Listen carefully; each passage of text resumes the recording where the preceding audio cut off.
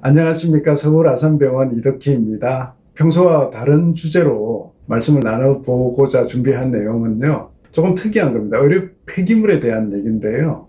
여러분들 요즘 코로나 때문에 우리나라 전역에 있어가지고 폐기물이 급격하게 증가해서 사회적인 문제가 되고 있고 또 그런 거를 몸소 느끼고 계시죠? 저희들이 일하고 있는 의료 환경도 그것으로부터 자유롭지가 않습니다. 그래서 이 문제를 이미 많이 인식을 하고 있었는데 이 문제를 더 심각하게 느낀 분이 계시거든요. 바로 제 옆에 앉아 계신 최준호 박사입니다. 우리 최 박사님 자기소개 잠깐 해주시겠어요? 네, 안녕하세요. 저는 서울 아산병원 혈관조용실에서 근무하고 있는 최준호입니다. 제가 의료 폐기물에 대해서 관심을 갖게 된 것이 재작년 초였는데요. 원내에 저희가 시술하고 나서 굉장히 많은 폐기물이 발생하는 것을 보고 이거는 저감화가 꼭 필요하다는 인식으로 인해서 개선 활동을 시작하게 되었습니다. 코로나 얘기를 이제 드렸지만은 사실 그 의료 환경에서는 조그마한 작업을 해도 굉장히 많은 부산물들이 나옵니다. 배출되는 그 부산물들이 대부분 다 이제 버려야 되는데 버리는 유일한 방법이 지금 현재로서는 의료 폐기물은 소각입니다.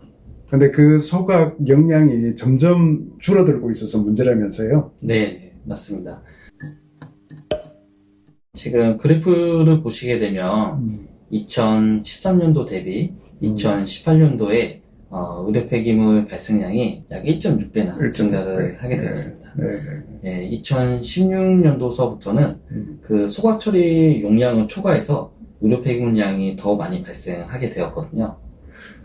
이게 문제네요. 네네. 지금 보시는 창고인데요. 네.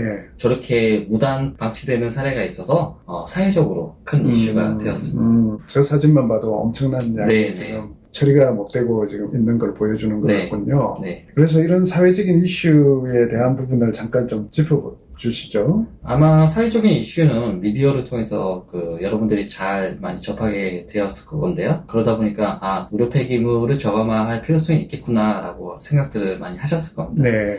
그리고 이제 그 의료 폐기물이 많이 발생하는 곳이 병원이기 때문에 이런 의료기관에 의료 폐기물을 처리하는데 연대 책임을 묻는 그런 개정안이 발의가 되었거든요. 그렇군요. 네. 의료 폐기물 지금 적체 문제는 우리 의료기관에는 지금 큰 불이 발등에 떨어진 격이군요. 네네, 맞습니다. 그렇기 때문에 의료기관도 의료 폐기물 저감화 활동에 대해서 적극적인 참여가 필요한 사항입니다. 이런 어떤 규제나 이런 부분을 우리가 어떻게 모면한다 이런 차원을 넘어서 네네. 정말 이렇게 많이 만들어지고 있는 의료 폐기 배출량을 네네. 줄이는 거는 우리 의료 종사자들이 또 신경 써야 되는 큰 부분 중에 하나가 아닌가 하는 그런 생각이 듭니다. 네네, 맞습니다. 그래서 우리 최 박사님이 이제 하시는 얘기를 조금 본격적으로 말씀을 쭉 해주시죠. 네네. 사실 의료 폐기물을 줄이기 위해서 병원 협회라든지 아니면 국회, 환경부에서 굉장히 많은 노력들을 하고 있는데요. 현장에 모니터링이 좀 제대로 안 되고 있다는 점이 조금 아쉬운 부분으로 남아 있었습니다. 그래서 저희 본원에서는 2019년 초부터 의료 폐기물 저감화 활동에 대한 필요성에 인식을 가졌거든요. 그래서 부서와 원내 현황에 대해서 조사를 했고요. 그런 다음 환경공단과 기업, 병원, 직원 간의 간담회를 가졌고, 그리고 현장 모니터링도 같이 다니고, 그리고 설문조사 등을 통해서 원인 분석과 해결 방안에 대해서 모색을 했습니다.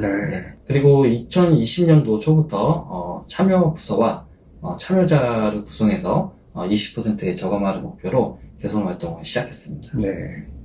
여러 가지 원인 분석이 나왔는데요. 설문조사에서 나온 결과인데 의료 폐기물에 대한 관심과 의료 폐기물 분류에 대한 지식 그리고 분류 배출 관리에 대한 인식이 낮은 수준으로 있는 것을 확인할 수가 있었습니다. 그리고 두 번째는 의료 폐기물과 일반 폐기물을 분류 배출하고 싶어도 용기의 구분이 제대로 되어있지 않기 때문에 혼합 배출되는 사례가 많이 있었고요. 또 세 번째는 의료 폐기물 분류 배출하는 시스템이 제대로 갖추어지지 않고 있다는 점이 문제점으로 되어 있었습니다.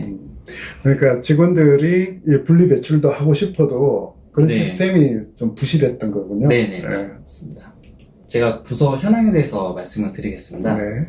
저희 부서에서 많이 사용되고 있는 이런 코일인데요. 네. 이 코일 하나를 사용하기 위해서는 벌써 보시다시피 그 코일을 감싸고 있는 뭐 플라스틱제, 포장재를 포함해서 5가지가 발생하는 것을 확인할 네. 수 있습니다. 자, 이 화면은 3mm짜리 뇌 동맥류를 치료한 이후에 나온 폐기물 양인데요. 요만한 거 치료했는데 저렇게 많은 게 나왔나요? 네네네. 맞습니다. 지금 보시면은 이렇게 시술 테이블과 보조 테이블에 시술 기구들로 가득 차 있는 모습이 되어 있는데, 네. 이 모든 것이 56리터짜리 네. 돌판지를 가득 채우게 됩니다. 아, 네. 그리고 각종 포장재들은 100리터짜리 재활용 폐기물인데요. 네. 이것 또한 가득 채우게 되는 상황. 저걸 무게로 따지면 한 얼마나 될까요? 한 35kg 35kg 정도? 뭐 이 정도 네. 수준이라고. 시술을 한 번 할 때마다 30여 킬로의 네네. 폐기물이 배출이 된다 이런 네, 거죠.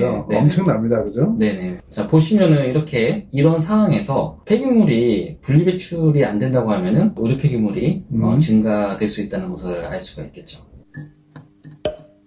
문제가 아주 심각하다는 걸 너무 잘 보여주셨는데요. 네.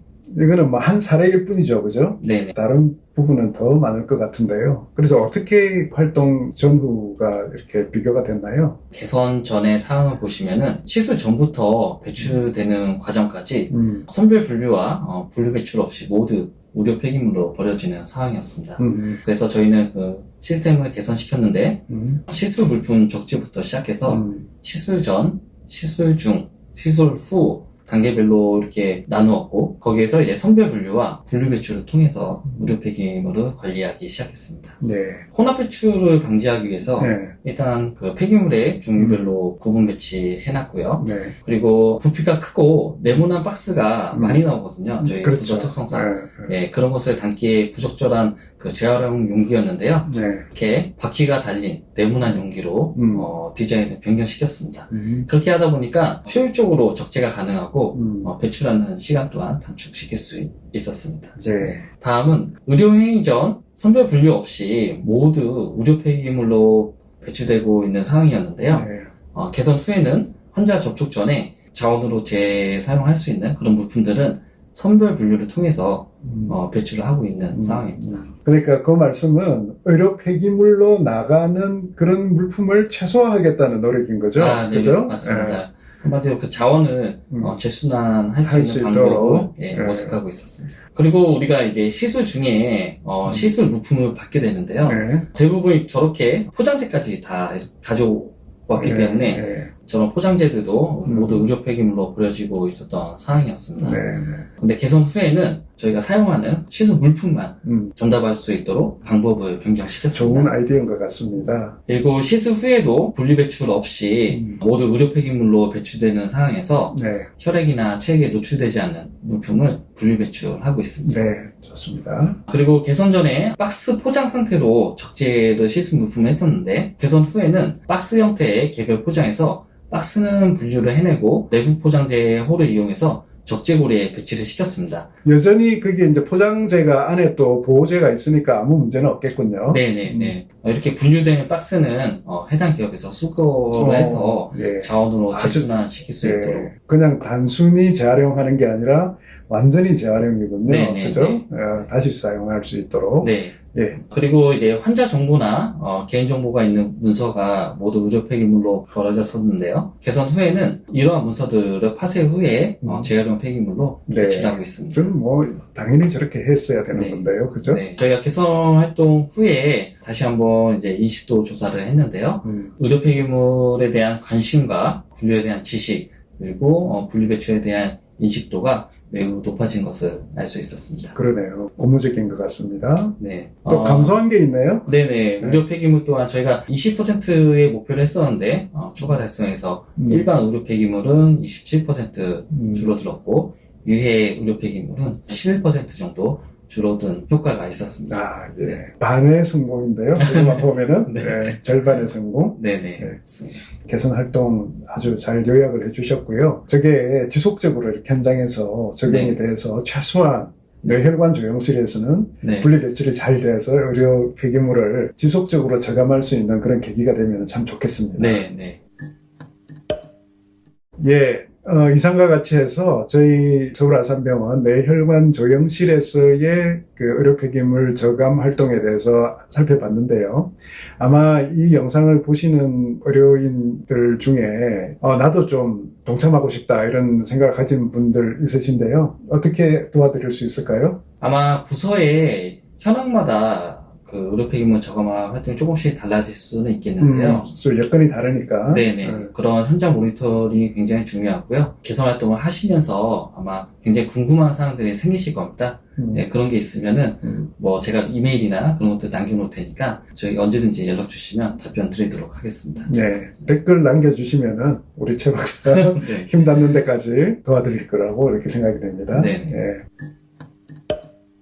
네, 이상과 같이 해서 오늘 얘기 쭉 들어봤는데요. 이런 노력이 의료계뿐만이 아니라 전 사회 영역으로도 조금씩 이렇게 확산될 수 있는 작은 발걸음이 되기를 진심으로 바랍니다. 시청해 주셔서 감사합니다.